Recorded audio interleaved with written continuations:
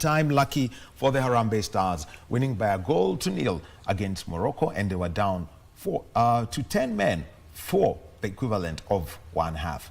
The highs, you know, some of the misses and some of the things that we have seen with the Harambee Stars, having played in 2 matches against Angola. There was a red card that was given to Marvin Nabuire, and also against Chris Erambo yesterday, and that was for a high tackle, a straight red card offense. 2 back-to-back matches, and like they would say in this part of the world, it was all malaria for everyone who was in the stadium. Let's have a conversation about that game and also what else is happening in Group A, Group B, Group C and Group D, which is getting into match day 2 tomorrow, and all the action is live on KBC Channel 1. To do that, Mseto FC coach Michael Barnabe. I'm here. Good morning. Well, good morning. And let's first start, you know, with the atmosphere at the stadium. Wow. Because I have attended a couple of matches, and the normal thing, actually for Chan, and the normal thing is once you're done with that game, the next thing that everyone does is leave. In the case of the Angola game, they were leaving when there was that counter-attack, a goal that was disallowed. Then suddenly they came back. But last evening, they started a party. They started a party. And wow, what an amazing, amazing atmosphere. And these are some of the interesting times. I think we just need to celebrate. I mean, I enjoyed myself. I was there. But there are factors, of course, led to such situations, because we've sworn like an oath to support these boys, because they did it from the first day. They did it again against Angola, and of course DRC in the first match. So these are some of the things ambazo zimetufanya tunasherekea, and now that brilliant performance, we promised, even online, you could see it even before the match, that we are ready to do what it takes as the 12th man to support them. Sisi tukasema, we don't want tuwakuja kutulaumu that we didn't do our part as fans. No, we will be there and we will represent Kenya, and that's what we did. And let me tell you something, Wahome. Most of the times, Kenyans, that's really what they want to see. I mean, just do your part. Na sisi tutafanya pande yetu as Kenyans, as people. Na sisi ni watu tunapenda sherehe. So it was a party after party, because we had a party, on the pitch, and we had our own party after. Well, and here's the moment where the goal came in, and Ben Stanley Omondi, he's not been in the good books, so to speak, of Coach Benny McCarthy. This is a goal, Brian. If we've got the audio, it's good to relive this moment, as it was at the Mo International Sports Center, Kasarani, where, Ban Omondi set up play through the right with Siraji, the man they called the mastermind, and through the midfield, they found the space. Boniface Mushiri, he was making a lot of runs at that point, cuts inside. Ben Stanley Omondi tried to go for the shot off the rebound, and here is Ryan Ogam with that strike that put Kenya ahead. And you could see what we maximize on are the spaces that the opponent left. From our own half, there were spaces that we were allowed to play. And in the first 10 minutes, you could see we were actually like 90-10%, because we allowed them to, we invited them to our own half. But when we got to that moment, and this is the difference between the current Harambee Stars and the previous one, maybe the Coach Virat Harambee Stars, we are able to change the momentum, the mood of the game immediately. Our transitions are now well coordinated and connected. We saw the opportunity and we took it. From Stanley, that blocked shot, and then Ogam did what he had to do. He is a striker. He did not feature in the first match. He did not start. The second match he did not start. But this time round, he showed the Kenyans what he's made of. He's not a top scorer for nothing. And I think we need to use him even in the international fixtures.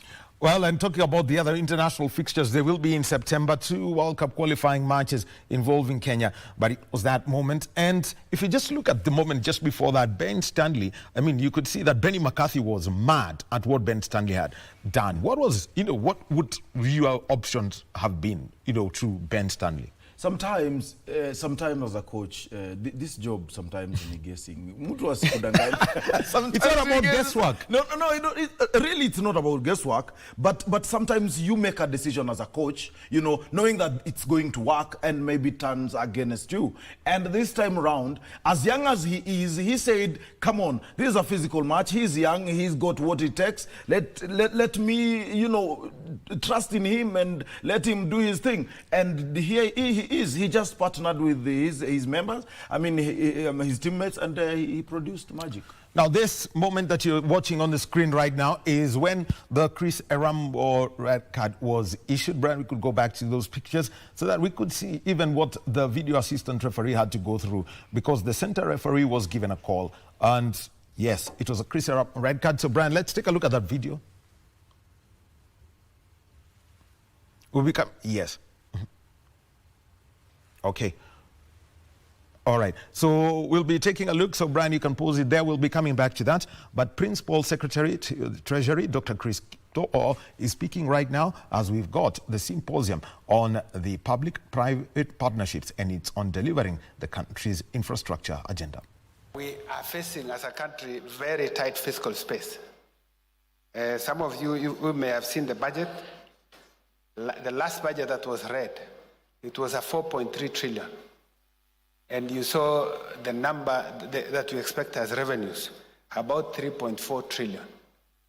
So you work out, clearly we have a budget deficit of about 4.8% of GDP, slightly around 900 billion, sorry. In that 4.3 trillion, we have a recurrent of 3.1. And in that recurrent budget of 3.1,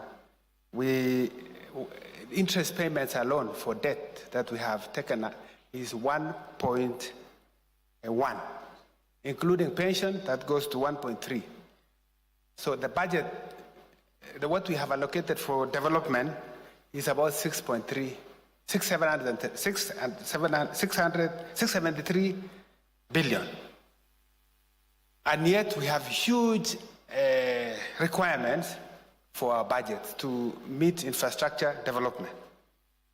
So it's a time when we are leveraging more on PPPs, because at least we can be able to do a number of projects without having to fund from the budget. So let me say that as you saw in the presentation, we have made very good progress over the last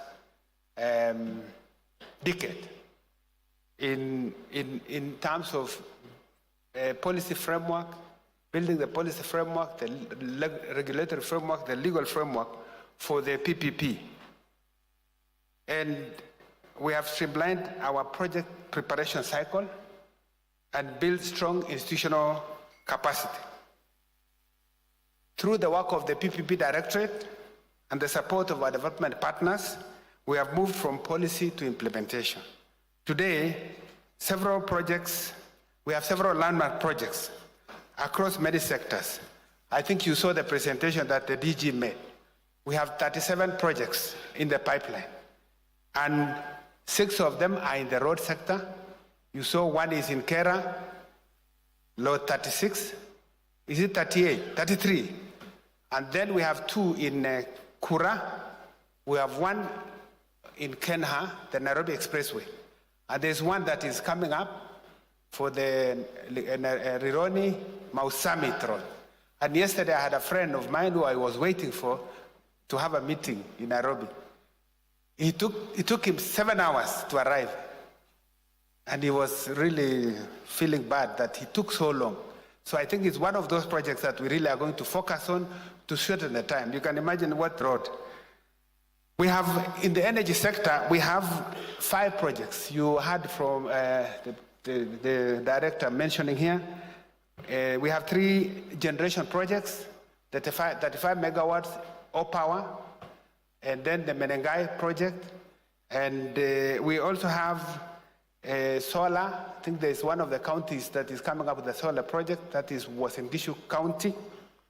We have a number of housing projects, and really I don't want to go through many of them, but last Friday I had the privilege here to visit Galana Kulalu, and we passed through Bura. We saw the sugar project that's coming up under PPP, and we visited also the one in Galana Kulalu. Clearly, it's one project that I saw PPP works, and we are really going to give all the support required. CS, I just want to say this, that as chair of the PPP committee, I'm proud to say that we have really done well as a committee, because if you look at many years back, we really didn't have many projects being approved. It's now that you are beginning to see projects going on. We have also our lessons that we have learned. For instance, the JKIA project. You can imagine, JKIA is 10 years behind its schedule of development. JKIA was built in 1978, designed for 7.5 million passengers. The last I saw is that we had about 9 million passengers that went through that airport, which is not in a good state. We need a second runway. We need another passenger terminal. And so I'm challenging the ministry responsible to still work very hard to make sure that we bring back that project, because that project cannot be financed through budget. It requires $2 billion. That's $260 billion at the current exchange rate. You can see what we have in the budget this year, 670 something for development. So clearly that's a project which is commercially viable that ought to come back for consideration under PPP. So I just want to finish, because yes, I don't want to speak too much here. You will speak more. I want to introduce members of the PPP committee who are here. If you can stand, please. I am the chair of the committee, and we have PS for roads, Engineer Joseph Mbugwa is a member of the committee. We also have Honorable Shadrach Mose, who is the Solicitor General. I don't know if he's here. We have Mheshimiwa Taki Masharia, he's a member of the private sector committee. We have Stephen Maloa, who has been our member for many years, and we have co-opted him again. We have Ngatia Kirunge, I don't know if he's here. We also have PS Planning, Dr. Boniface Makoha. And then we have PS Odede, who is the PS for Public Investments and Asset Management. We have also co-opted the PS Public Investments, Abu Bakar. I don't know if he's here. And yes, I think I want to just conclude by saying that as we proceed with today's agenda, let this be a symposium that is more than just making speeches. We really need to see how to build the partnerships we require, because we need to move forward with a number of projects under PPP. Before I welcome the CS, I would like to welcome Honorable Omar Shurie Abdi, who is a member of parliament for Balambala, but more importantly, for the purpose of today, he's the chair of the Public Debt and Privatization Committee. Just a minute, you greet this gathering. Karibu Mheshimiwa. And I will ask you to, so that we save time, you will welcome the Cabinet Secretary. Thank you very much.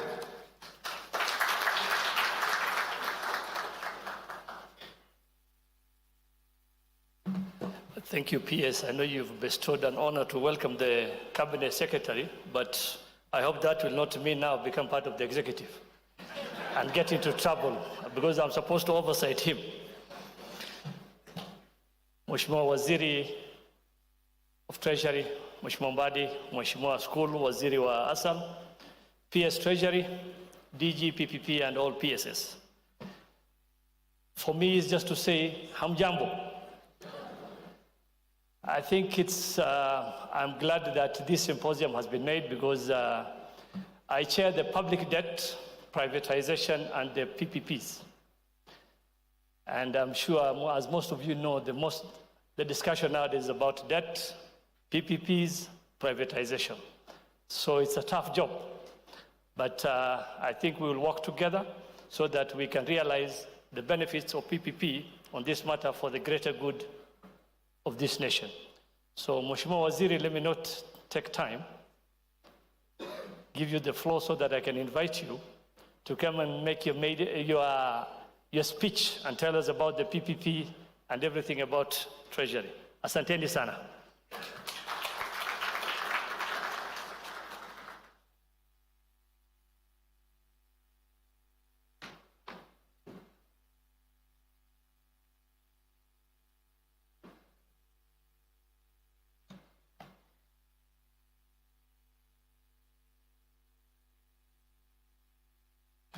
Thank you very much, Honorable Shuria.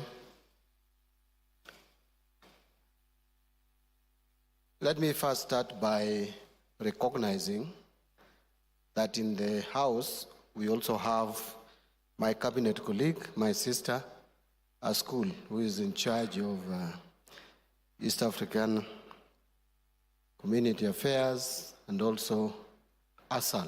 I hear people call you Waziri wa Asal, but I think you are more than that. So, Mheshimiwa, could just stand and wave so that they can know that I also have companionship here.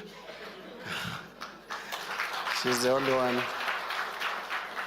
one from the cabinet who has joined me today. And also, there's my friend, Chief Registrar, Winfreda Mokaya. Please wave in the crowd. She's also here. I think the rest have been recognized. So I'll give my speech in two sections. I'll start with the official speech, written speech, and then, of course, I'll do off the cuff. But I'll be careful not to go the direction many of you suspect I may go. I can see my DG is worried. I'm not going to go that route. So let me start with my official speech this morning. My cabinet colleague, the Honorable Askul, the PSS present here, including those from the National Treasury, and I have two of them present. I have three in total. Two of you are present here. Other PSS present, partners from the public and private sectors, distinguished guests, ladies and gentlemen, good morning. It is my pleasure and privilege to speak to this distinguished gathering on an issue that is central to the success of our national development agenda, and that is deepening collaboration between the public and private sectors to ensure the success of public-private partnerships. It cannot be contested that development is as much about the quality of human life as it is about the quantity of economic development. People place much capital on what they can measure in order to quantify the quality of their lives. It is no wonder that Declaration on the Right to Development recognizes the right to development as an inalienable human right by virtue of which every human person and all peoples are entitled to participate in, contribute to, and enjoy economic, social, cultural, and political development, and in which all human rights and fundamental freedoms can be fully realized. This principle is also enshrined in the Constitution of Kenya 2010, which places rights holders at the center of development and related governance processes by providing for public participation as one of the principles and values of governance.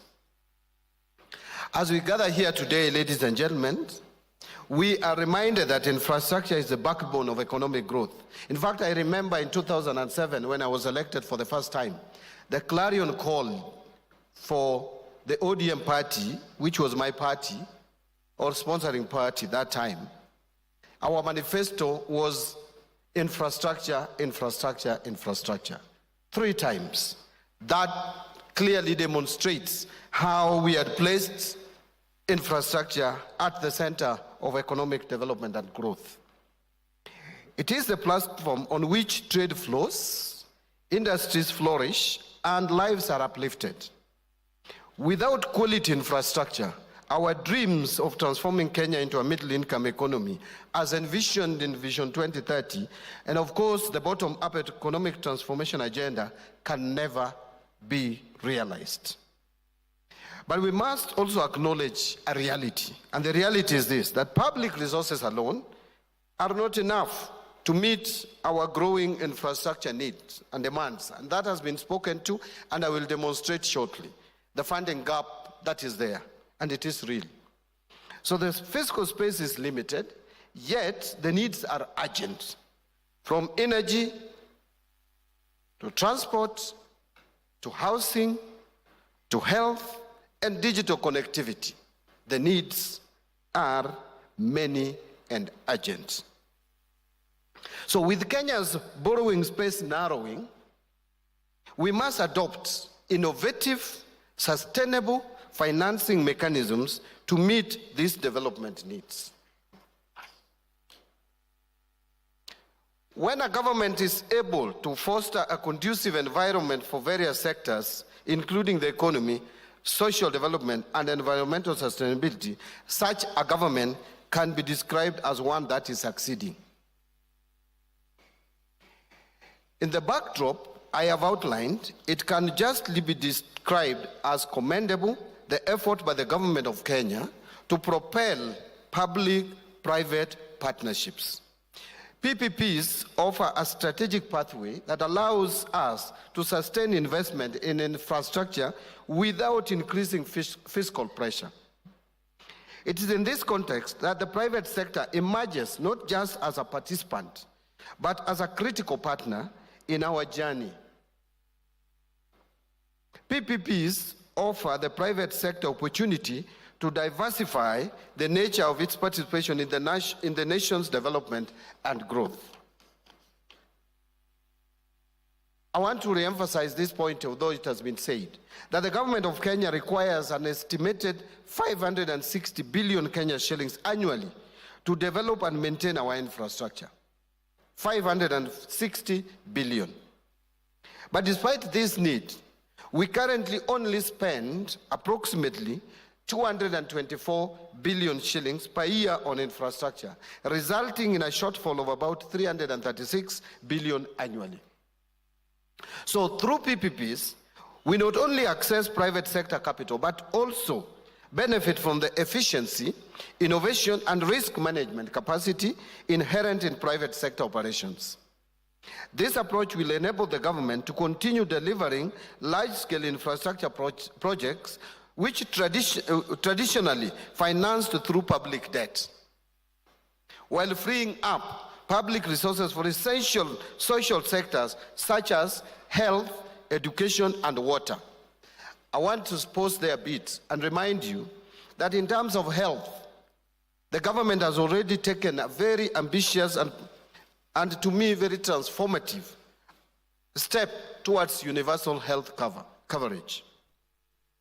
Recently, you've heard His Excellency the President has announced that level 1 through to 4 hospitals should not even charge a penny to patients who visit those health facilities. That becomes the government's policy, and it is an order that we must live to actualize.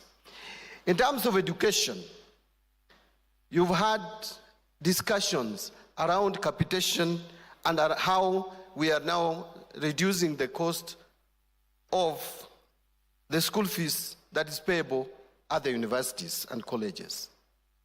And capitation, and I've spoken about this, that we need to provide more resources to be able to meet the minimum requirement according to our policy. And of course, I want to announce here that I've already invited my cabinet colleague from the Ministry of Education and his PSS, together with my PSS, to discuss on any funding gap that is there on capitation, to see how to fill that gap. I am emphasizing this so that you can appreciate that there are other social services that require our budgetary allocations. And therefore, we must free resources to those very critical social services. One that I've not even mentioned, that we have a population in our, we have a good number of people in our population, some of them very elderly, who cannot even afford the basic necessities of life. And we have to provide a budget of no less than 44 billion every year for social cash transfer to these people.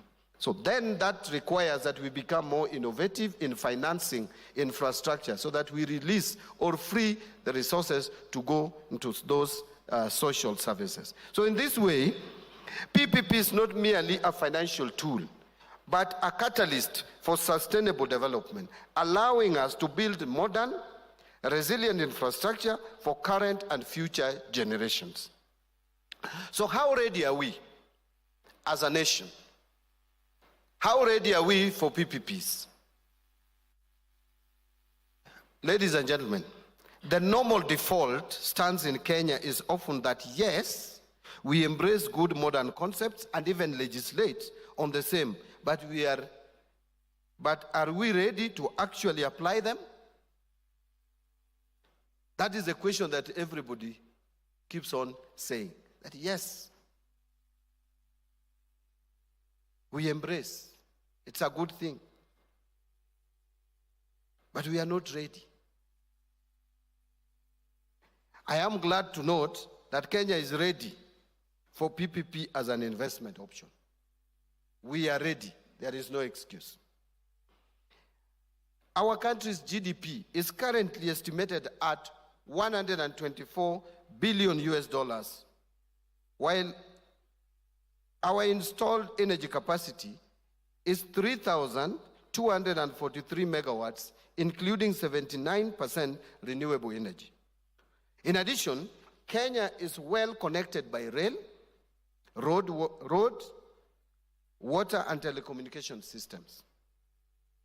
The country enjoys political stability with a 5-year seamless democratic election cycle.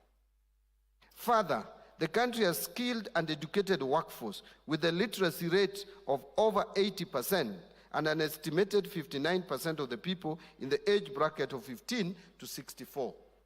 Actually, if there is any one single asset that Kenya has as a country, what sets us apart from our peers in the region, where we have competitive advantage, it is our human capital.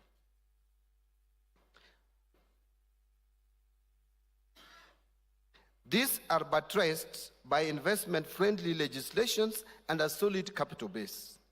Domestic capital pension fund stands at over 2.25 trillion shillings as at now. Banking sector is at 7.7 trillion shillings, and a significant insurance and SACCO assets. We are determined to leverage this capital through pooled instruments to tap into the compelling opportunity for sustainable infrastructure financing in Kenya. So this is the commitment. The government of Kenya remains firmly committed to PPPs. To this end, we have established a robust legal and regulatory framework through the enactment of the PPP Act of 2021. This legislation enables the private sector participation in the financing, construction, development, operation, and maintenance of infrastructure across various sectors through a range of contractual models. Consequently, Kenya has developed a strong pipeline of active PPP projects at various stages of development, underscoring its seriousness in leveraging private sector efficiency and capital. And I think my team, which spoke ahead of me, have spoken about the pipeline projects. To complement this framework, we enacted the Nairobi International Financial Center Act, which provides a legal foundation for positioning Nairobi as a competitive financial hub. This is key to attracting and retaining global financial institutions that can support large-scale infrastructure projects. So, have we made progress? So I want to mention the following. that the favorable, conducive environment does not veil us, as the policy makers and administrators of the day, from taking stock of the realities of existing gaps or shortcomings. In a further demonstration of our dedication, the government has partnered with the private sector by facilitating the establishment of a private sector-led committee of experts, which committee I personally appointed this year.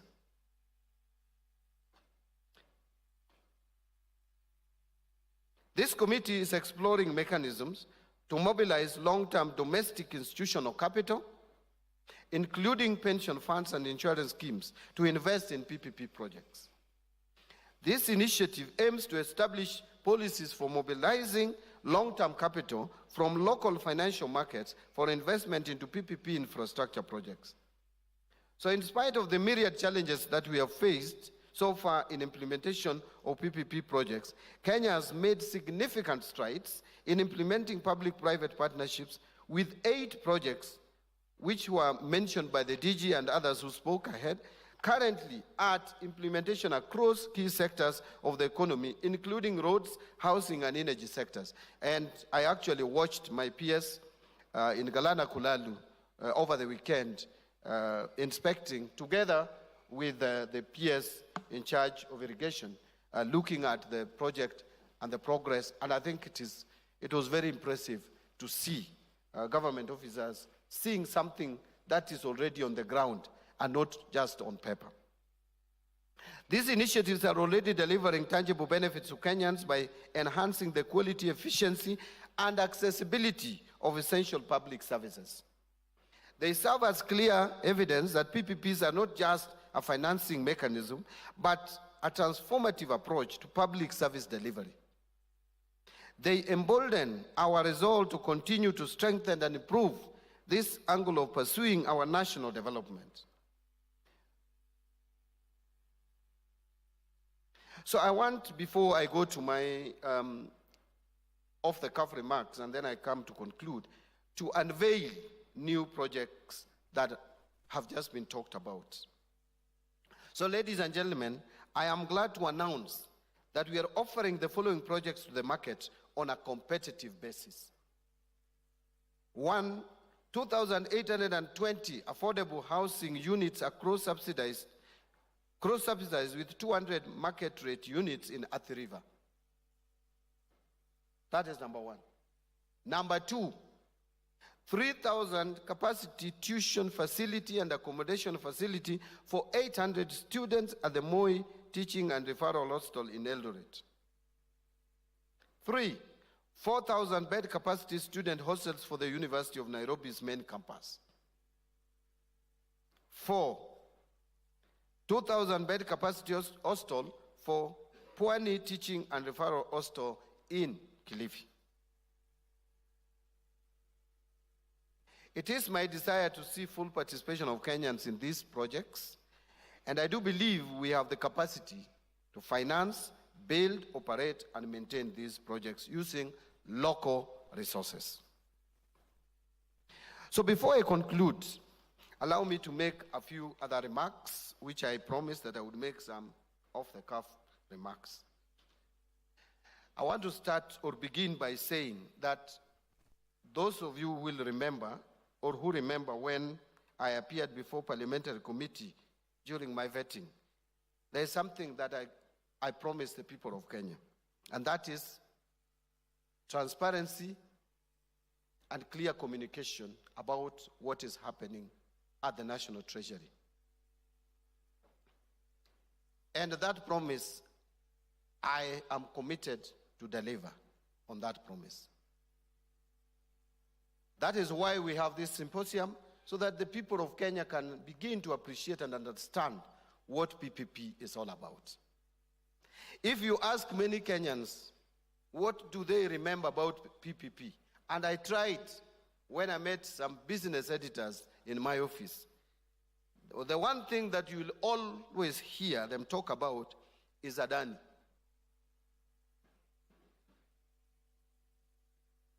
But PPP is not all about Adani. We have had PPPs before the Adani. we are continuing to have PPPs even post, let me call it post Adan. So PPP is beyond just a single transaction. And the other thing that you hear them talk about, and I agree with them on that, that PPP is the way to go. And it has worked elsewhere in the world. It is working in Kenya. We have evidence that it is working. It is not trial and error. We have expressway that we can boast of. A number of projects in the energy sector have been implemented and are continuing to be implemented. In the road sector, we are going to succeed big time with PPPs. Rironi Mau Summit must succeed. My team at the National Treasury through the Directorate,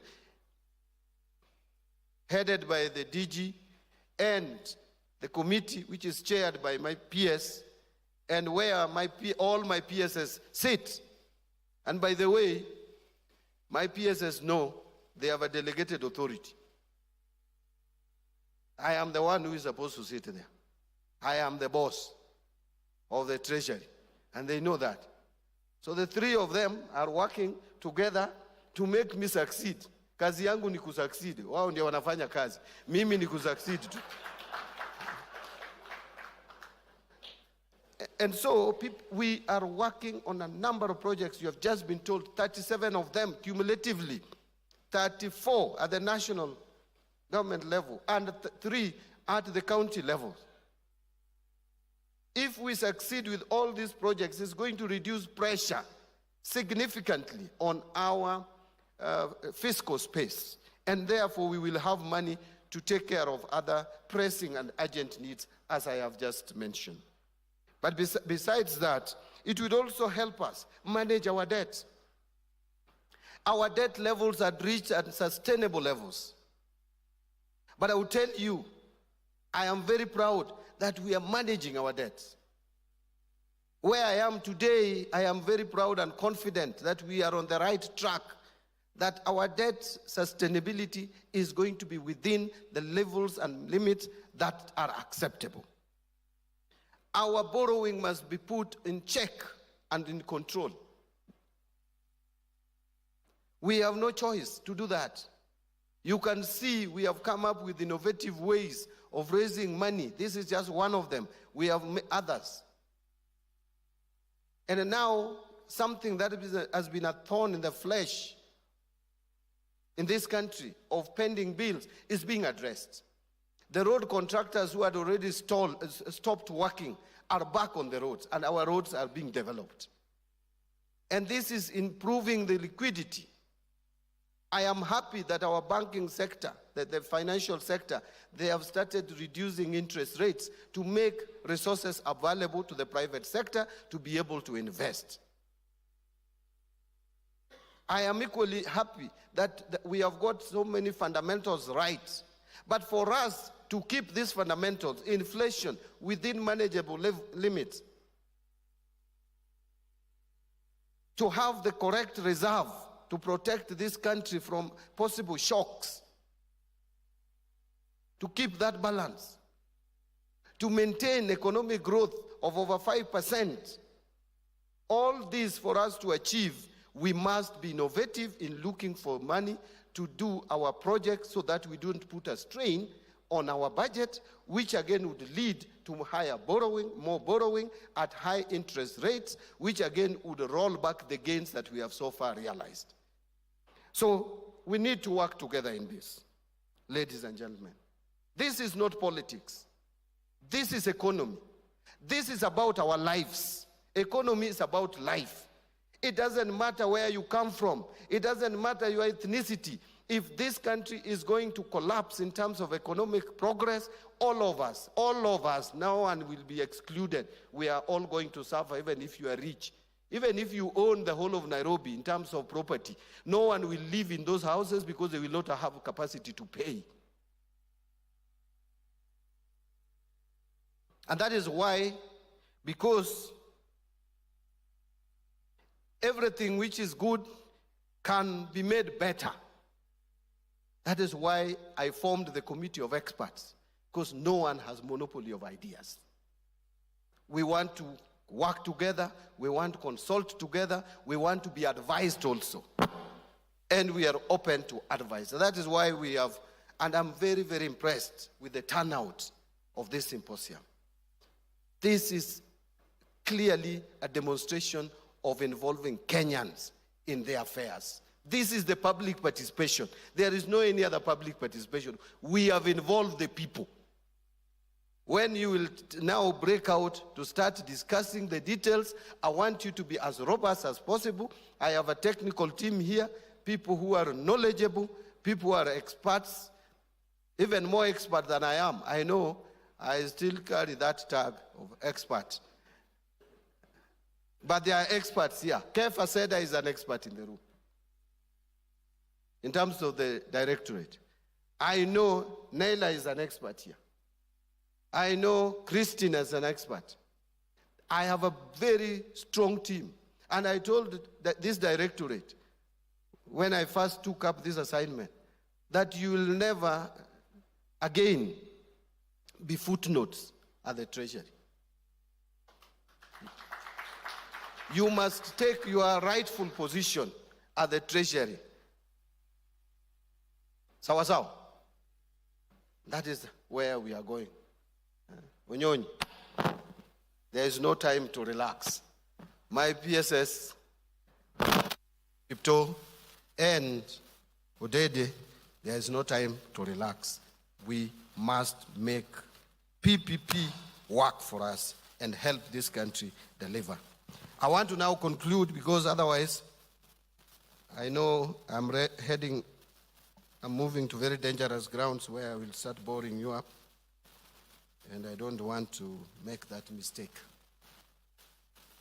I can see my colleague is walking in. Actually, is the biggest consumer of PPPs. Thank you, Waziri. Thank you very much.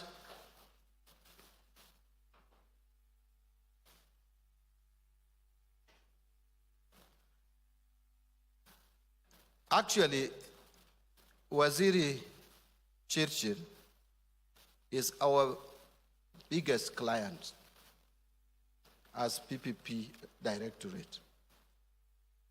And he is going to continue to be our biggest client. Waziri, karibu. Thank you for joining me in this symposium. You can see how it is full. I was just about to conclude, but because you have walked in and you are the wearer of the shoes, I want you to state clearly how this shoes is pinching you. And by the way, you are free even to air your frustrations. You can even attack us if you feel we are not facilitative enough. I will not take offense. If I feel so offended, tutasikuya huko kwa cabinet. Lakini hapa, I'll not demonstrate that I'm not very happy. So feel free to talk anyhow. I want to invite you, even for just 2 minutes or 3 minutes or whatever time you want to take. I know it is an ambush, you have just walked in, but just to share with us your experience about PPP and probably where you feel you'd want us to go with you, because you hold a docket that has the roads on one side and the transport on the other, and both require a lot of support through this PPP model. So allow me, ladies and gentlemen, your permission to invite my brother, Waziri Chirchir, who is in charge of roads and transport, to come forward and make a few remarks. Then I'll come back and conclude. Thank you.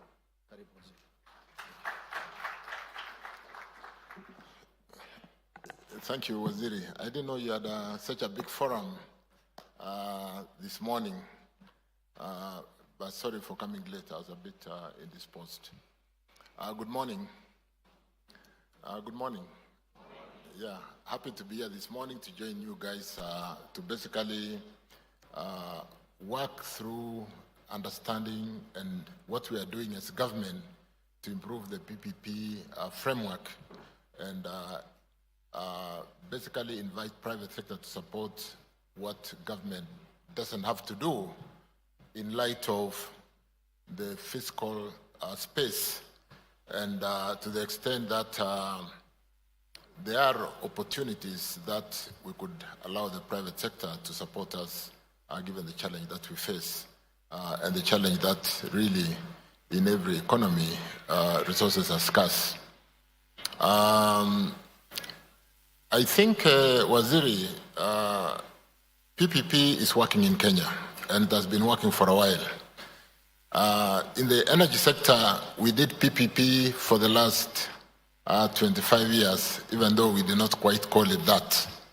And to the extent that really we're expiring, or the last investments, the first investments are coming to end of life, 25 years. And so having worked in that space and having moved to roads and transport, I do see a future in the PPP given the fact that we have really run on those frameworks for quite a while.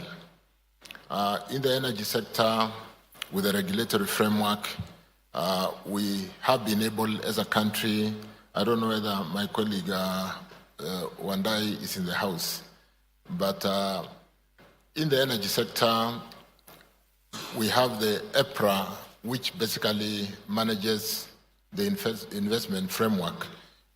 We look at really allowing you, the investors, a return on your equity for that length of time of about 12%. And given the kind of guarantee offtake, it becomes very attractive to an extent where in the energy sector today, Waziri, we have a waiting list of investors to put in power to the grid. In the energy mix, that makes us also very attractive as a country. As you do know that today we are almost at 92% renewable. And there's a waiting list of investors almost up to the year 2040. So it's a very attractive space when we are able to prove as a country that you can put in your money, get investment, you get returns for that period of time, guaranteed returns with a guaranteed offtake. And all the programs waiting for that period of time are all bankable. And therefore, even as we move into new spaces in roads, where we are looking today at Rironi Mau Summit, we've been looking at Nairobi, Mombasa, and if we do our studies and confirm that you have got enough traffic to guarantee the kind of investment, then today we're trying to close Rironi Mau Summit. We're building, like the president did mention yesterday somewhere, that from Rironi is the end of the road that has been built from James Kishuru, just out of Nairobi. We'll be building a four-lane, two-way, all the way to Naivasha, both through the escarpment, Maimayu, and from Naivasha to Nakuru, we're building a two-way, 6-lane, and beyond Nakuru, we're building a two-way, 4-lane, all the way to Mau Summit, and later on to Malaba. And there are proponents who are currently being looked at, quite attractive. I think in terms of value of money to the users, we also concern, and that's why I mentioned about an area which is mature like the energy sector with a regulatory regime, which basically protects the users for value of money and ensures the investor gets return on their equity. Being a mature space, we encourage and have worked with people like you. So that's an event that is happening at the Serena Hotel in Nairobi, where the National Treasury is holding a symposium on public-private partnerships whose agenda is delivering on the country's infrastructure development. Marimu Jenga is our reporter at that event, which has been addressed by Principal Secretary to the Treasury, Dr. Chris Kipto, Honorable John Mbadi, who is a Cabinet Secretary to the Treasury, and the Honorable Davis Chirchir, who is a Cabinet Secretary for Infrastructure. We take our fast break, and when we get back, we continue with Sports Check.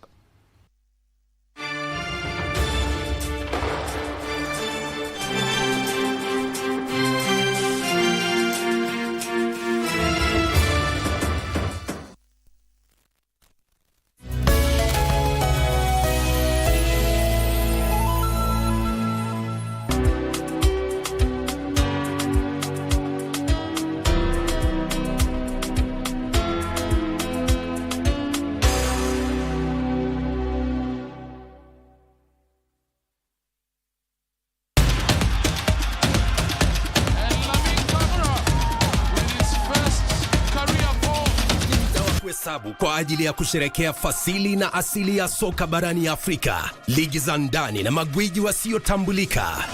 Mangeni Alvin anaichanja ndani, uzuri David!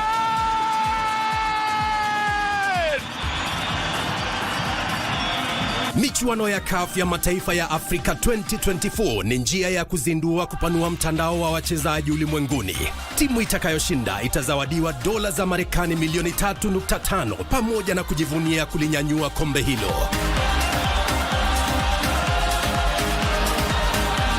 Pata manufaa zaidi kutoka kwa CHAN 2024 mubashara na kipute cha kipekee kwenye runinga ya KBC Channel 1, mwenzio wa dhati michezoni.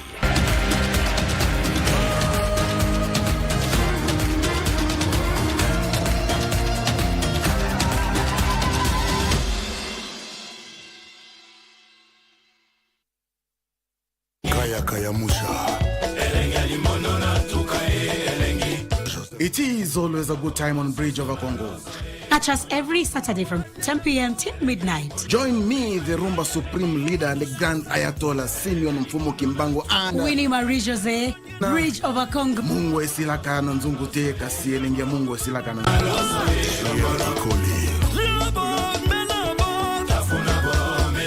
Chumbi huyeyuka chunguni lakini ladha yake hubakia.